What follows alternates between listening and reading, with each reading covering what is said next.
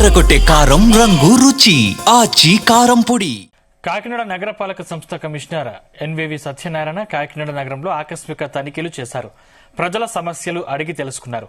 Rural పరిధిలోని రమణయ్యపేట డివిజన్లో ప్రజలు పలు సమస్యలను ఆయనకు ఏకరువు పెట్టారు. అలాగే అన్న క్యాంటీన్ను తనిఖీ చేసి ఆహార సరఫరా పరిశుభ్రతను పరిశీలించారు.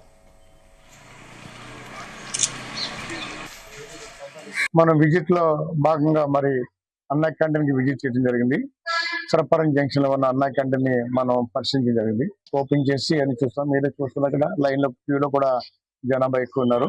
ఈ రోజు ఫుడ్ విషయంలో అందరినీ కూడా అడగడం జరిగింది. There express their satisfaction.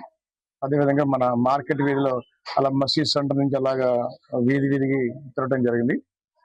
తిరిగినప్పుడు అక్కడ కొన్ని చోట్ల గార్బేజ్ విషయంలో చాలా రోజుల నుంచి గార్బేజ్ తెలియదని అన్నారు. అది కూడా మన ఎంహెచ్ఓతో మాట్లాడి డ్రైన్ క్లియరెన్స్ విషయంలో we have to clean up.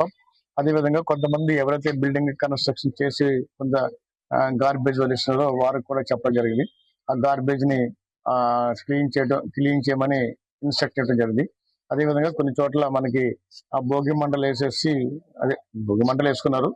అక్కడ వేసేసిన తర్వాత ఇంకా దొంగలు అవి ఉన్నాయి. అవి కూడా ఈ రోజు మనం క్లీన్ చేయమని చెప్పాము.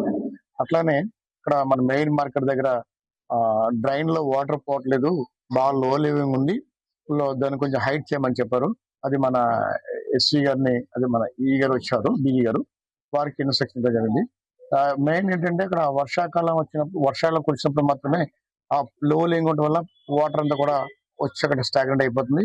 ఒట్టి సమయంలో బాగుంటుంది, ఓన్లీ రైనీ సీజన్ లో ఇబ్బంది అని చెప్పారు. You can make a repairs for that things. అదేవిధంగా వెళ్తుంటే మసీద్ దాటగా ఒక సెంటర్ కీప్ ఉంది.